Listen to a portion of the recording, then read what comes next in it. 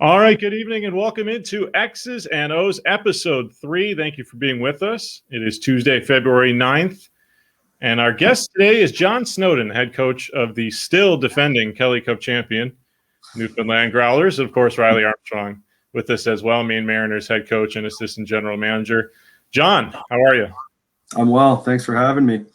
Well, I got to ask, without a Kelly Cup champion being crowned last season, and without you guys having the chance to defend it this season, do you still consider yourselves reigning Kelly Cup champions going into 21-22? I don't even know how to answer that question.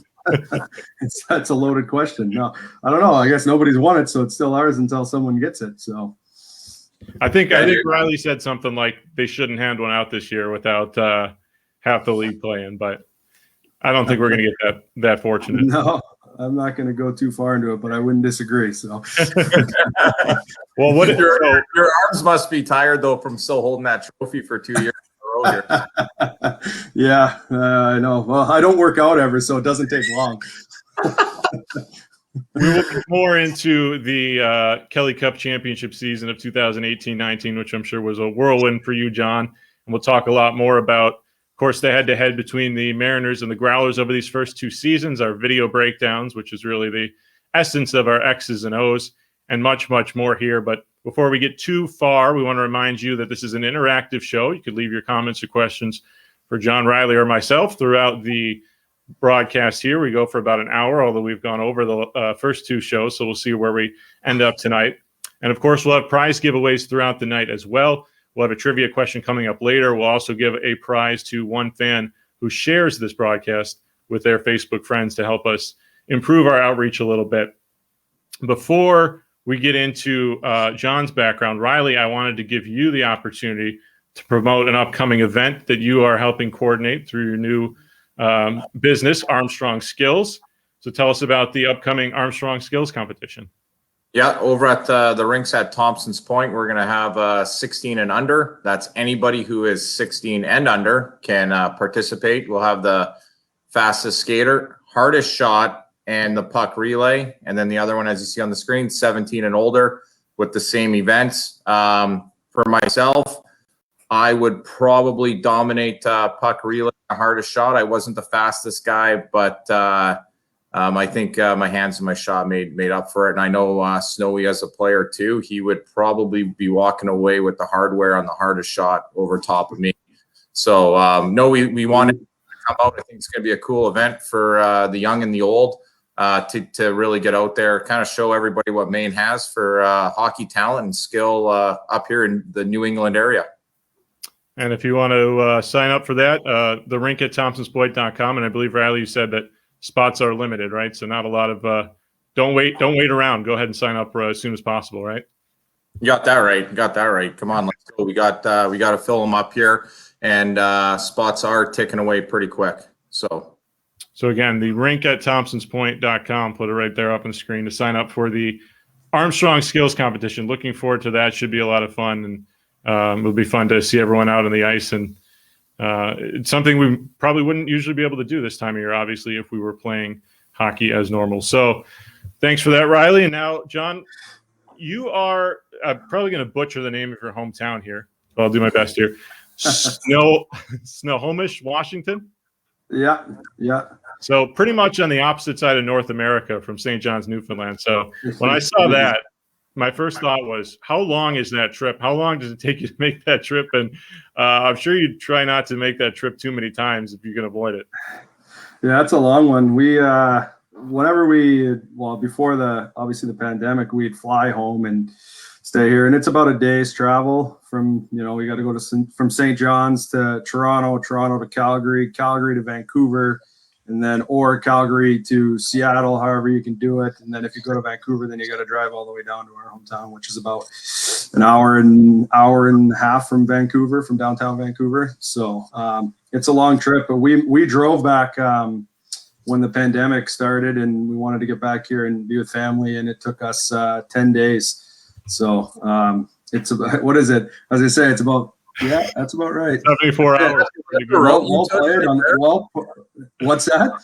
Is that the route you took right there? We took the one that goes through like South Dakota and in the bottom there. We went through Illinois and stopped and saw some family from when we played there. So we didn't go up top. That's a long trip. We had to get over the border right away. We had to go into Maine, and we stayed in Bangor, Maine the first day after we got off the ferry, because you couldn't if you stayed in New Brunswick or Nova Scotia, you had to quarantine for 14 days. So we had a jet from the ferry and straight to the border, and then stayed in Bangor, and then went to Boston. My wife's from Boston, so we went there to see her family for a couple of days, and then we made the trip all the way home. I think if you're traveling 74 hours, at least according to Google Maps here, I don't think an extra hour makes much of a difference. No, 75, not matter. Yeah. But, we had 3 kids. At the time, it's 9, 6, and my daughter's 1. And we have 2 dogs. One of them is blind and can't hear, and the other one is 13. They're both 13, and we had everybody in a minivan across the country. So talk about your Griswold's family vacation. That's what it was right there. That is a movie waiting to be made. It is. We'll have to look into that. Well, you mentioned the pandemic, and you haven't been on the Rock. And for fans that don't know, St. John's, Newfoundland is referred to as the Rock. You haven't been there throughout this, but I'm sure you're obviously in contact with folks who are. Mm-hmm. And from what we've learned about COVID and how it's affected places throughout the world, if you're an island, you tend to be able to kind of, I don't want to say kill it, but handle it better, be isolated, be able to get it through quicker. And has that been the case for Newfoundland, to your knowledge? Have they been able to handle this situation a little bit better than some places because of their geography? Yeah, no, they've done a really, really, really good job. The cases are minimal. I mean, they went for months at a time without anything. And most of the cases that came into the province were travel related when it came to like the offshore workers that are in Alberta or somewhere in middle Canada there. So that was where it mostly came from. They've been really, really limited. They've had a little bit of a spike here lately, but like compared to the rest of the world and North America, it's very minimal. But the restrictions are really tough to get in there right now. It's obviously hindered us from being able to get back to our house that's there. And but credit to them, it is an island, and it is a place that if it does get in there and get going, it could get through everybody quickly. So I think they've handled it really well. And a big thanks to everybody that might be watching over in Newfoundland right now. I know it's a little bit later, about an hour and a half later than us here, but we appreciate it. And obviously, I think I speak for Riley when I say we miss going out there, because even though the travel can be a little difficult sometimes, Riley, I know it's one of your favorite trips to make. It is. And going back to Snohomish, where Snowy's at right now, I played junior hockey with the Everett Silvertips. My billet family lived in Snohomish, right by the Snohomish Golf and Country Club. Ventured over there quite a few times, and I know yes, sir. You like to once in a while. So yeah, it's actually pretty cool knowing that Snowy was from there. But going out to the Rock, absolutely love going out there. Being a Canadian. Love getting over there to Jack Astor's and definitely the keg to have my sirloin, my bacon wrap fillet. It doesn't get any better than that.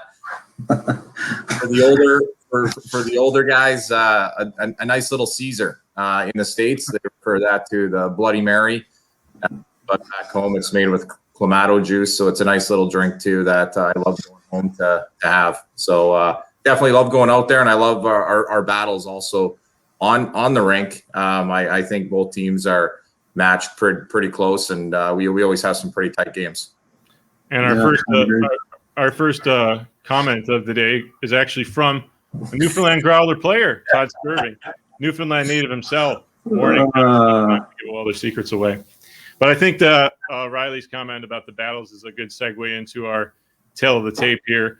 And it's obviously an interesting one because John did not start off as the head coach of the Growlers, but rather the assistant coach, and took over partway through the 2018-19 season for Ryan Clough due to some health issues with Ryan. And Riley, I know that you and Ryan very close, former teammates, former roommates, in fact.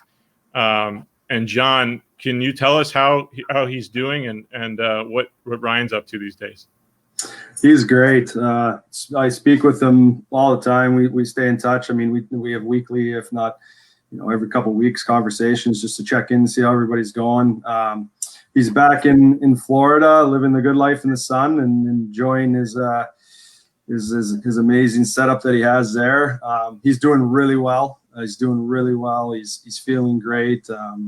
No issues or any of the lingering problems that he had. So it's really good to see, because there was a little bit of a time that he was struggling and he got through it and he did all the right things. As you would know, he was a consummate pro when he played and he did everything the right way, and he still does that in life now away from hockey. So it's really good to see. I don't think there gets much better than him.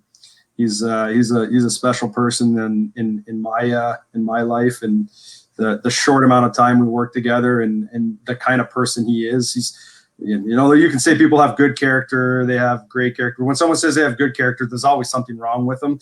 Like Chloe, he's got elite character. Like there's nothing bad about that guy. Everything he does is salt of the earth and with extreme thought. So really good person, and he's doing really well right now. And Riley, I know for you, I imagine it was something you're really looking forward to, is getting the chance to coach against him because of your past relationship. And fortunately, you did have the chance to do that for a few games before he had to step down. Yeah. Ryan, Josh Georges, and another guy, Craig Villette. We all lived together, and Josh and Ryan were always kind of up and down. And we had a 3-bedroom apartment in Cleveland, out in Parma Heights, Ohio.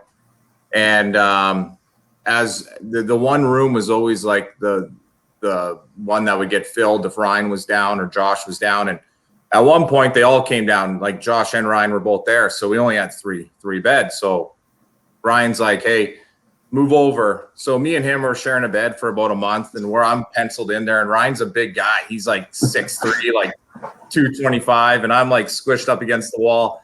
And we get a call that Ryan and Josh are going to go back up to San Jose. And right before we're going to go drive them to the airport, we have this huge disaster in our hotel room, our apartment, and we go to clean the couch.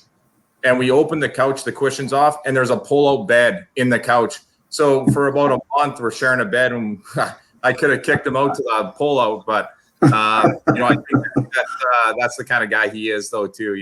I think he's awesome. I learned a ton from him as a player. It was awesome to see him being a coach now as well. And I always want to give him a thumbs up and a thank you for letting us get our first win there too. It was a special moment, that's for sure.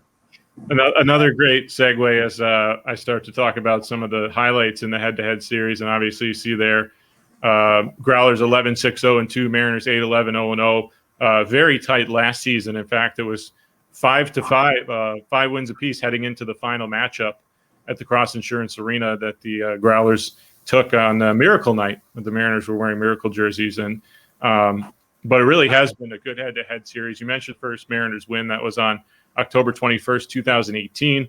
Of course, the unforgettable 18-round shootout, which we'll get to in a moment, March 17th, 2019.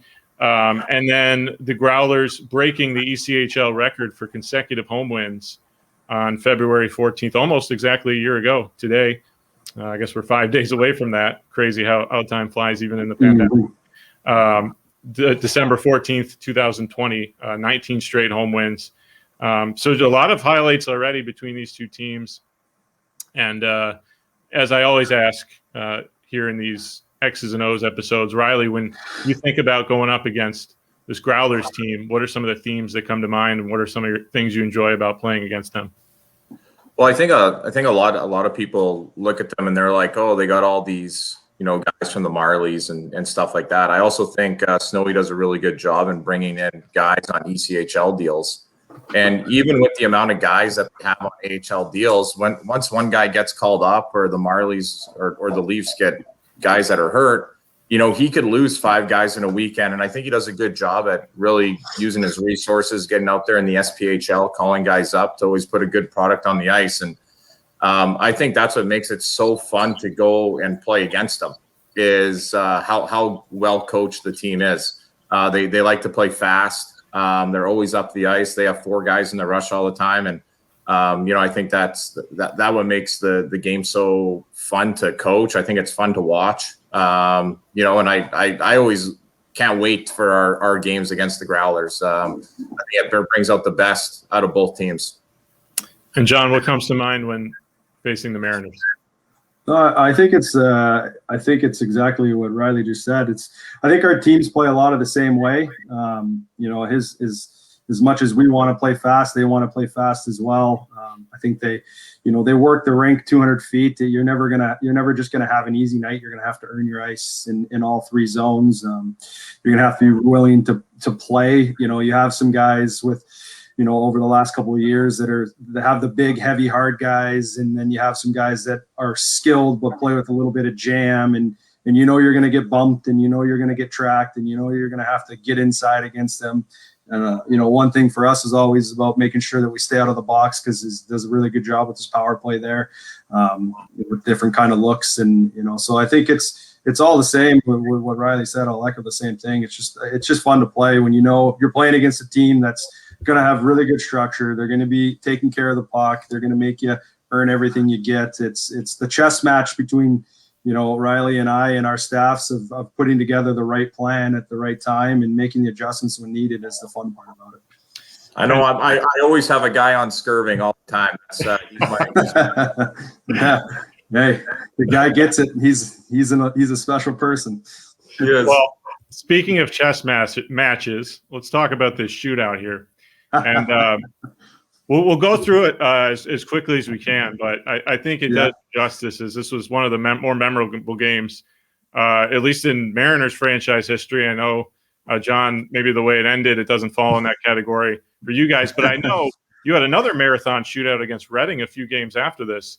So you guys had 2 in very short order, but the story of this shootout really was the dramatics. And Riley, I was talking to our buddy Ryer Smith on his podcast a few weeks ago about how we've kind of soured on shootouts just because compared to the 3-on-3, they lack drama a lot of the time. But whenever you have a marathon like this and you have teams needing to score and scoring to prolong it, and then you had controversy later on, this was really one for the ages. It was. I'm just looking at some of these moves. I think, the goalies, they start to be like you're trying to figure out the goalie. So these guys are trying to figure different moves to do. You see some of them, you're just like, I'm thinking like, man, what's going on, but I feel like I like the new rule they put in with the 7-minute extra frame there. And it allows us to finally end the game playing 3-on-3. I think 3-on-3 is so exciting. I don't know how Snowy feels about that, but I'm a shootout guy myself, so I don't mind that area too. I actually, to be completely honest with you, I hate shootouts.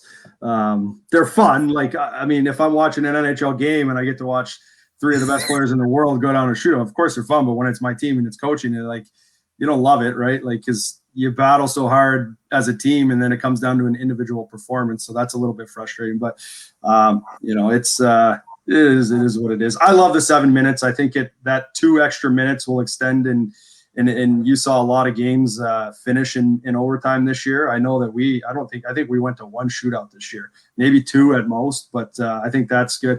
3-on-3 is exciting. Like, it's exciting, especially when you have teams that are looking to go fast and stretch the rink and let their individual skill come out within a team setting. It's fun for me.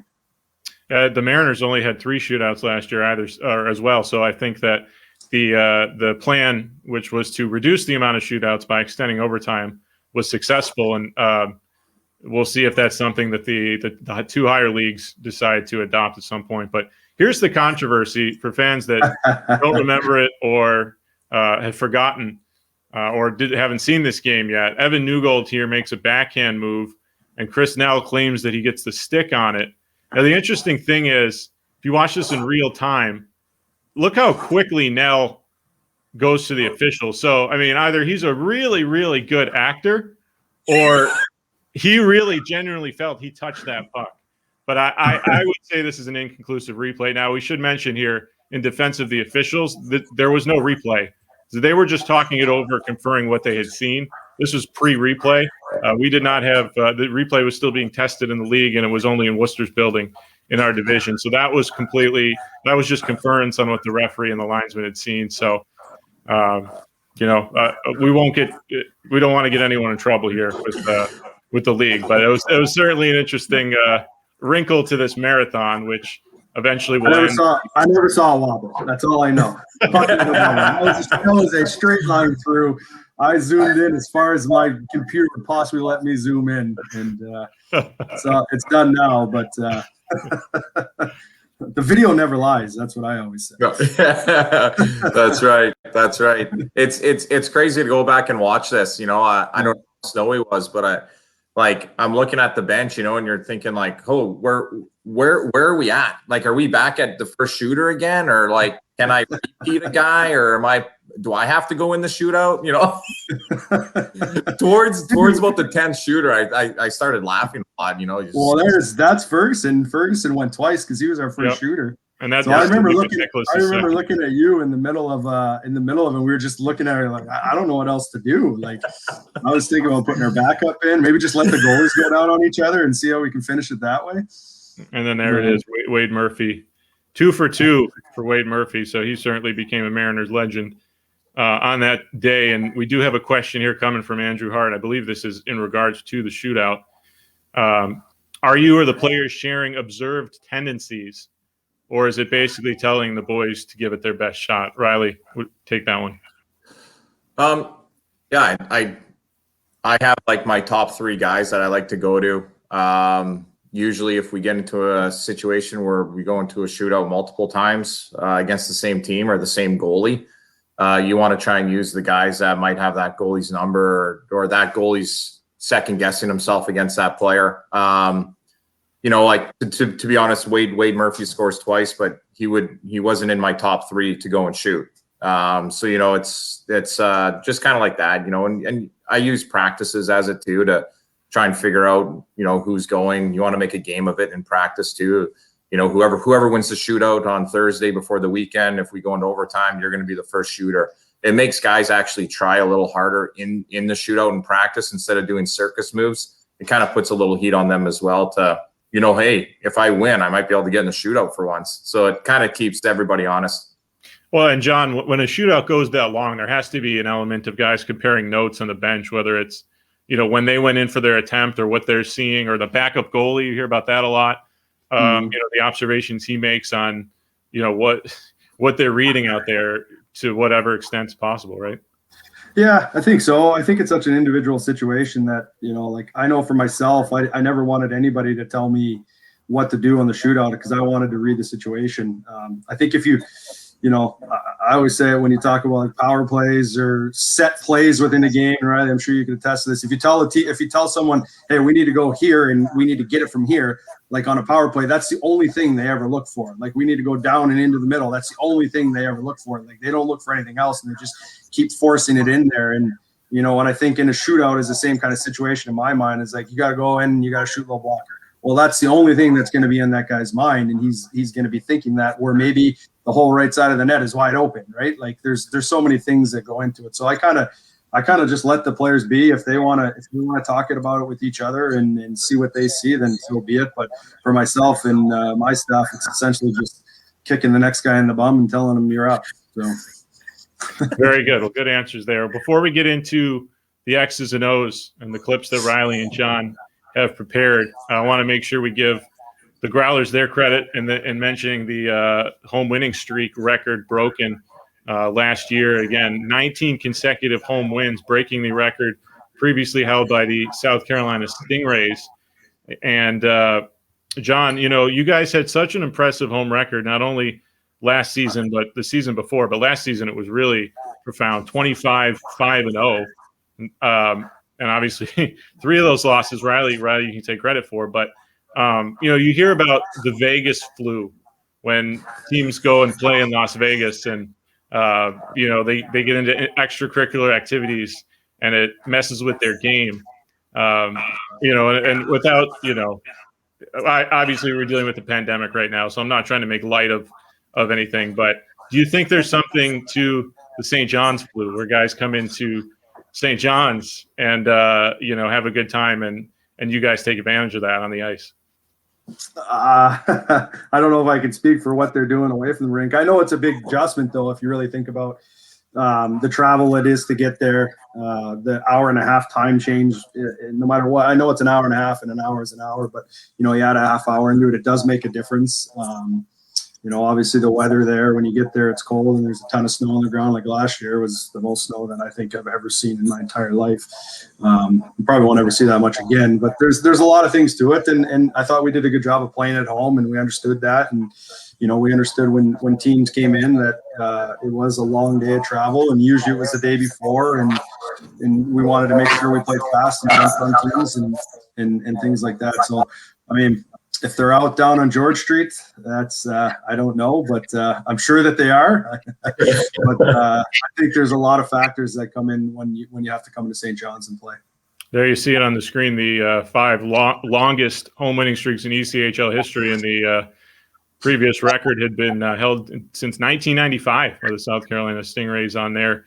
And Riley, to John's point there, the travel definitely is a massive factor where you basically you can't fly directly to St. John's, so you're stopping through another hub first before then. You got the dehydration maybe of being on the plane for how many hours or multiple flights, and then, as he said, the adjustment to the time zone. So all those things, as much as we can make light of guys wanting to have fun, I mean that's just as big of a factor, isn't it?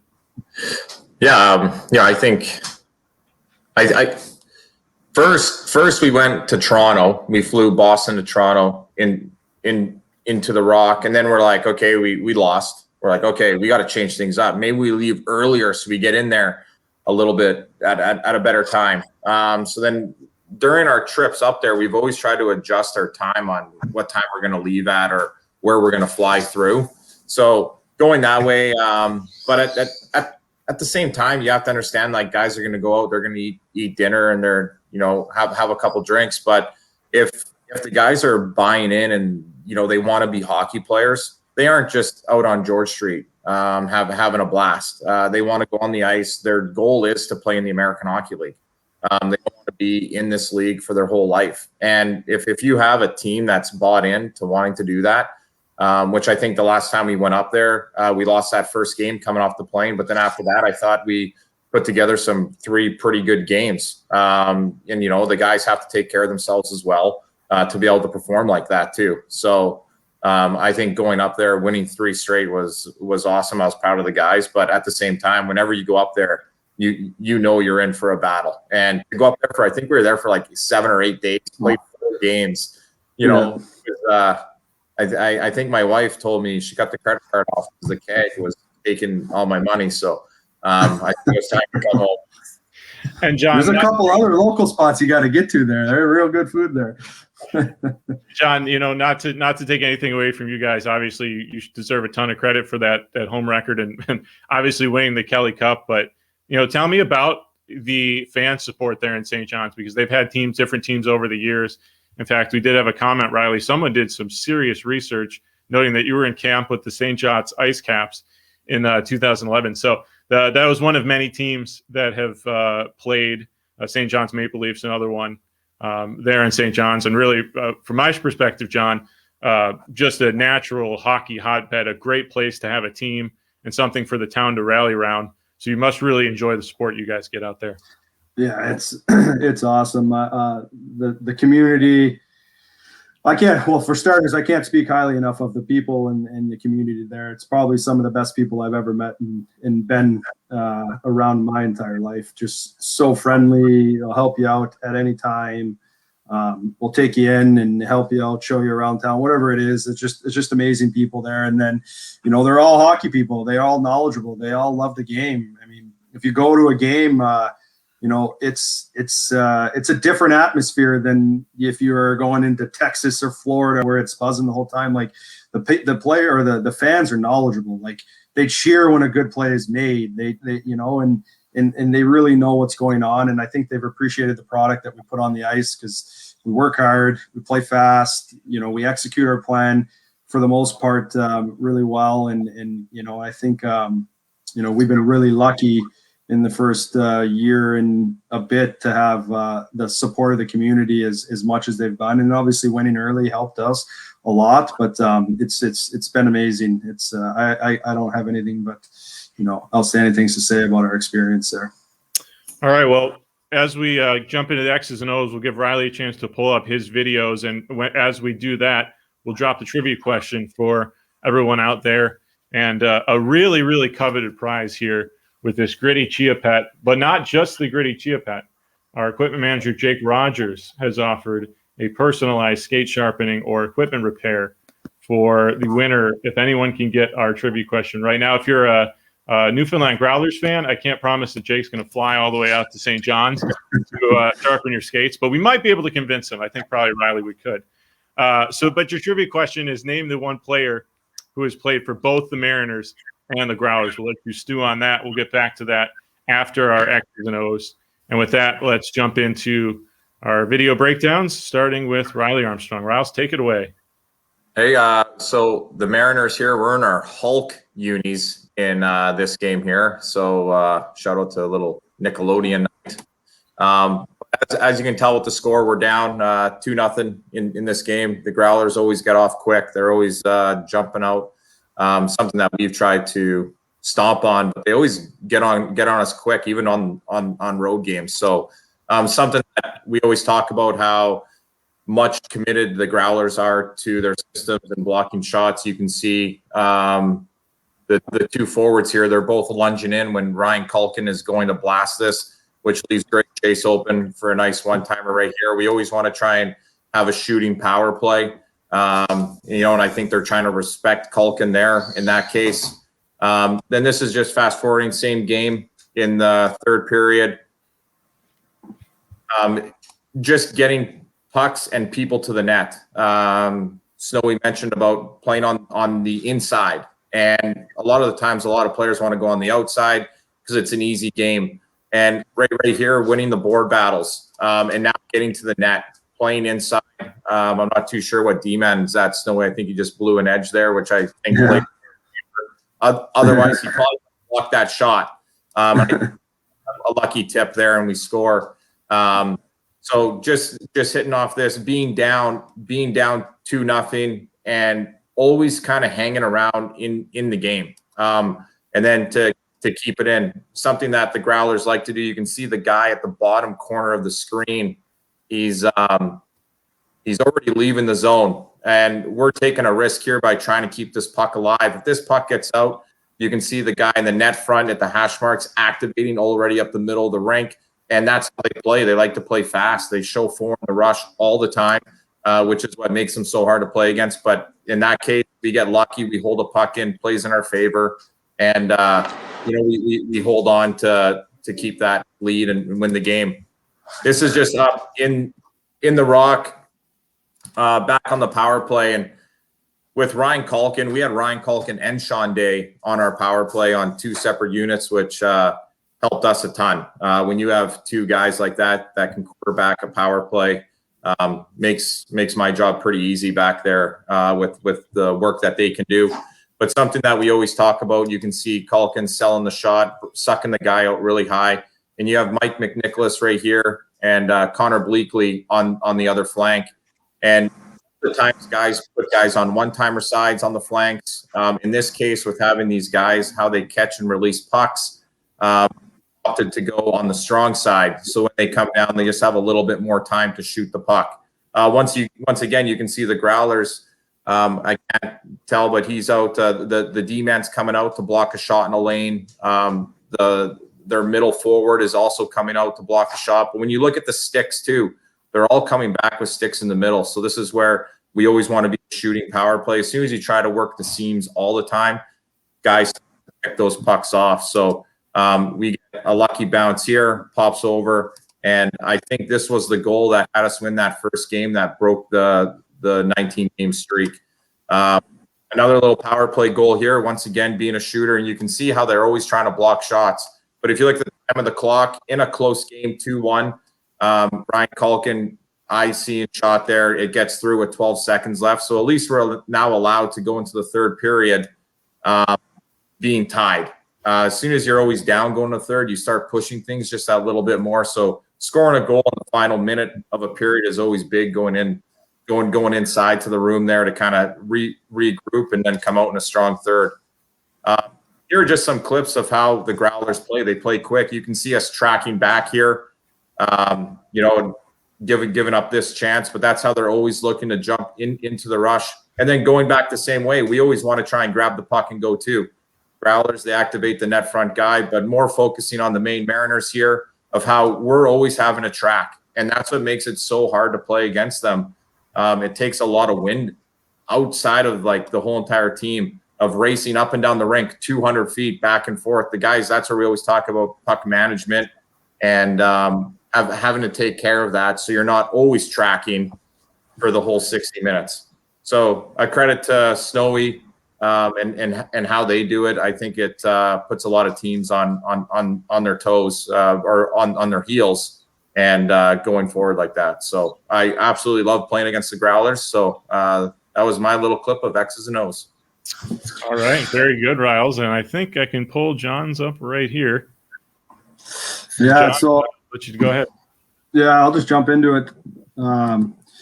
If you start this clip from the start, so the one thing that is a big thing for us and in the way that we look at the game is we want to go fast and we want to get out of our zone fast. We want to spend as much time in the offensive zone as we can and as little time in the D zone as we can. So in order to do that, in my thought process is you got to be able to break the puck out efficiently and quick and connected and get out of your zone and get to the neutral zone as fast as you can, while at the same time pushing D back and creating space underneath so you can change sides with the puck and beat their track or cut off their forecheck is the way that we want to look at it. So in these clips right here, and most of these clips are quick transition and connected breakouts of us going here. So you can see we get back on it with a little slip. We catch two of the main forecheckers. They're stuck on the wall now, and now we have a 4-on-3 essentially up the ice. And then we stretch the rink as fast as we can. And you see we're going to move and get on the inside as quick as we can on our rushes. Again, here, just being connected with a little pop to a center that's underneath, are activating on the backside there. And then just the ability to see that I think the defenseman here has done a really good job of holding middle ice and keeping any play from changing sides and getting the goaltender from having to go from post to post across the scoring line. He does a really good job of holding his lane here. But like we all coach as coaches is that if you can't get it through them, then let's look to shoot at a good area. You shoot to score, you can shoot to create is what we like to say. And right here, we're looking to shoot for a rebound and we're finishing down at the net and we get rewarded for it. But it all starts with leaving our zone connected and leaving our zone fast and beating their track and trapping their forecheck. Just in here is just in the D zone, making sure that we protect the middle of the ice. We want to have sticks inside. We want to make sure that they can't get inside and end up killing a play here. And then once we kill it, we're going. You can see we're going and we're going fast. Really good job on the entry of holding the puck and possessing it, not putting it into the corner and having to go get it. There are times that you have to do that, but if you can enter the zone with possession, obviously your chances to hold on to it and tire the opponent down is better. But again, like we want to get on it with a dead angle shot and then finish on the net there and try to outnumber the net front. Again, here is just a D-zone clip of killing a play at the net and then going fast, just stretching the rink. You can see O'Brien, this is a pretty good individual effort on his part, but we're out of our zone and into the neutral zone on the other side of the half ice as fast as we can. So that's a big thing that we really focus on. This is an entry against, and our defenseman here on the bottom part of the screen does a really good job at swinging in and defending, skating forwards with a good stick and steer. And then obviously you can see we got three guys and we're filling the middle of the rink, so they're not allowed to change sides with the puck. We end up killing the play, double the puck on the entry so we can get it out, and then we go fast. And then we have a guy that's pushed the pace, stretched behind, and we're able to get a breakaway off of that and just trying to play as fast as we can. And I think this is the last clip that we have here just in the neutral zone, or we got one more after this, just entering through the middle and then attacking inside. But all of these are all about getting the puck up the ice, out of your end and over the red line into their half ice as fast as we can. And we do a really good job here is getting it underneath and then obviously getting inside as fast as we can and delivering a puck. So that's my X's and O's for you. Thanks, John. I mean, great stuff there from both you guys. And you definitely can see in all of those clips, the pace of the games between the Mariners and the Growlers are always so great. And that's why, I enjoy broadcasting them. I think that's why we get so many instant classics, if you will, and so many playoff type atmosphere games. And it's a lot of fun. And I imagine for you guys, it's stressful often, but fun to go back and there were obviously some nice goals in there from both teams. Oh yeah, I totally agree with you there, Keels. I always feel that we train for games in our practices. That's why you want to practice like you play. You want to be able to push the pace in practice. You want to have practices where you're competing and those battle skates. And that's those are leading up to games just like this, playing against the Growlers, where you're up and down the rink. And you only have 10 forwards and you might play them in a 3-3 and you play them in a Sunday afternoon game. Guys are gassed, but they still bring it. That's one thing that I love about the league is they might eat a large pizza on the bus leaving from Reading to come up and play us in Maine, and they still put their work boots on and they go out and play, and I think it's an absolutely wonderful experience for myself to watch guys, little bumps and bruises, but they still put the gear on. So it's awesome to coach those games and also coach guys in this league. And, we mentioned travel for teams going into St. John's, but that goes the other way too, right, John? I mean, you guys are traveling more than anyone else. I mean, to obviously leave the Rock. I mean, you're leaving the country to play everybody except Brampton. And, fortunately, another Canadian team joining in Trois Rivières next year. But I imagine you guys have got to have some tiring road trips. And I know from talking to Chris Ballard, voice of the Growlers, and your video coach as well, who comes up to the booth. Sometimes you're in Maine at the end of a long road trip and you can just see the fatigue. I feel like I think it seemed like last year we'd started Maine and then finished in Maine on the back end of the 3-3 but it's tough. The one thing that's really tough is the flying is the flying. Like we've become used to, we've gotten really, really accustomed to how we have to travel. We get up early in the morning, the day before a game. We're leaving our houses at 3 a.m. to get to the airport to get on a flight by 6. And guys have gotten used to it. But it's the weather that's so unpredictable there. And I mean, there was a time, I think it was either our first year or last year, they kind of all mashed together, but where our flights got canceled. They got us on a flight. We ended up getting into Toronto, and we had a bus from Toronto the day of the game. We left at I don't remember, 6 or something in the morning, and then flew to Toronto, and then we took a bus from Toronto to Reading and ended up in Reading. I think we got there at 1:30 in the afternoon. We slept on a plane. We slept on a bus. That was our travel for the day. And then we had to go in there and play that night. And, credit to our group for the first year and a bit of being able to handle some pretty tough situations. Credit to our staff of not making a big deal out of the situations and just making sure that everybody realizes that this is what it is. There's nothing that we can control. The weather is uncontrollable. Delays in planes and planes not working or something going wrong is uncontrollable. All those things are uncontrollable. And the only thing we can control is our attitude and our effort towards it. And we've done a very, very, very good job over the first 2 years of just not letting things bother us and get at it. John, there's one thing looking back at your playing career I wanted to ask you about, and then we'll do some quick NHL talk, and then we'll wrap it up. Looking at your playing career, you played over 300 games in the ECHL back in the early to mid 2000s, and actually got teams you played for here. Only 2 of them no longer around, and 2 of them still exist. I really like the Greenville Growl. That's how old he is. The Greenville Growl actually had 3 R's in their names. So I really like that. But how have you seen the ECHL change in the last 10 years from when you played to where it is now? From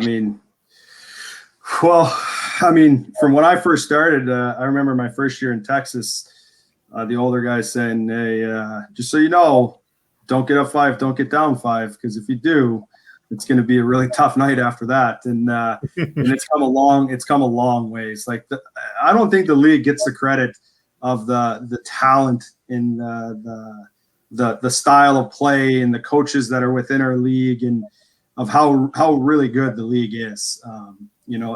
From top to bottom now in our league, we have players that they could be everyday American League players, no question. It's just the amount of numbers and situations on every different team. I think that the game has just trended, and the parity is so good now. And it was good when I played. There was really good players, but it's trended now in more of a developmental league where there's a lot of young players that are striving to get to the American League. There's not as many of the players kind of hanging on like I did when I was a player, and hanging on and keeping playing as long as you can because it's something that you love to do. I think the guys now take care of themselves. They train the right way. They eat the right way. They sleep the right way.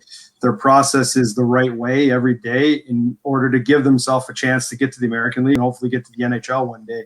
And I think that all the teams as well are focused on giving those players the best opportunity to do that as well, as opposed to, sometimes I know for us, for certain, that sometimes you got to put the development first and maybe not worry so much about wins and losses at times, right? Like obviously wins and losses is a huge part of development, but with that being said, maybe goalie had a bad game and you want to go back to the next one, but he's a prospect, he needs the next game.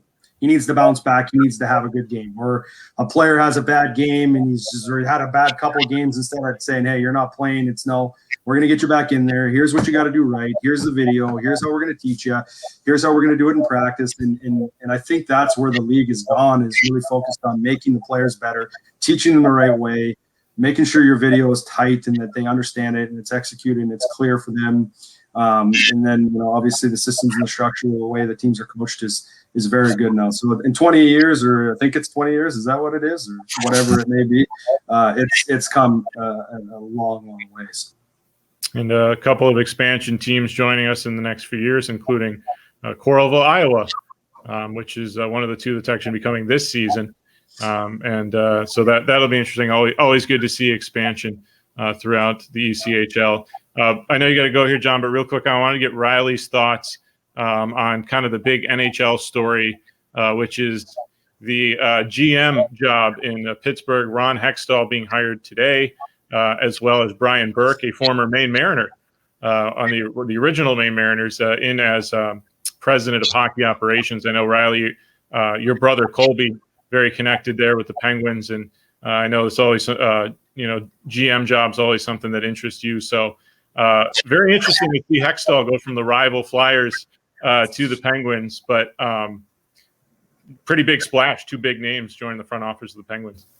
Yeah, there's a couple pictures of Berkey up in the Hall of Fame lounge there over at the Cross Insurance Arena. So I think it's two really experienced guys. They've done work. Hextall's done work in LA and in Philly.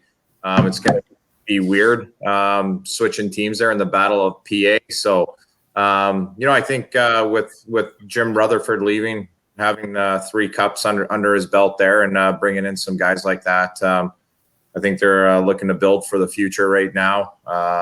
So we'll kind of see how they do. But when you got names like that going in there, you're definitely expecting big things. So we'll kind of see. I think everyone's going to be tuning in to kind of see kind of what happens there and what kind of direction they go in. And hopefully by the time we hit the next episode of X's and O's in 2 weeks, there'll be more NHL to talk about and less COVID to talk about, because COVID is kind of running its way through the NHL right now. A lot of teams having trouble hitting the ice, but hopefully we'll be able to get through that for our next show, which will be 2 weeks from tonight, Tuesday, February 23rd, with David Cuniff, head coach of the Worcester Railers. So a lot of fun to talk about with that rivalry. We'll have that 2 weeks from tonight. That'll just about do it for tonight's episode. John, thank you so much for joining us. It was a lot of fun. Really look forward to every time the Mariners and Growlers play, and can't wait until we can do it again. And it's always very cool that we have this connection as kind of expansion brothers coming into the league at the same time. Yeah, no, thanks for having me, guys. I think this is great. This this is a great plan that you guys have here with bringing on the coaches and talking hockey and keeping our fans engaged. And I think it's a great idea, and it's obviously we've done a heck of a job. We got all these little pop-ups on here. It's real fancy. So I'm really impressed. So congratulations on that. And, thanks for having me on. We appreciate it. We're working hard on it. For the record, Jake would have flown up to St. John's to sharpen the skates, but we did not have a correct answer submitted. The answer was Alec Bear. It was a very difficult question. He only played briefly for both teams. I think he played only 2 games for the Mariners and a couple more than that for the Growlers. So tough question, but we'll save the gritty Chia Pet for next week. And we will have an announcement coming tomorrow about a chance to get your skates sharpened by Jake after all. So stay tuned for that. Lots of good things to come. Riley and John, thank you again for being here, and stay safe, and we'll be talking to you guys soon. Thanks, Gills. Thanks, Snowy. Thanks a bunch. Thanks, guys. Thanks, everybody, for tuning in as well. Again, the next episode of X's and O's 2 weeks from tonight. But as always, keep an eye out on Mariners social media at Mariners in Maine on Facebook, Twitter, and Instagram for all the latest. And we will talk to everybody soon. Thanks and good night.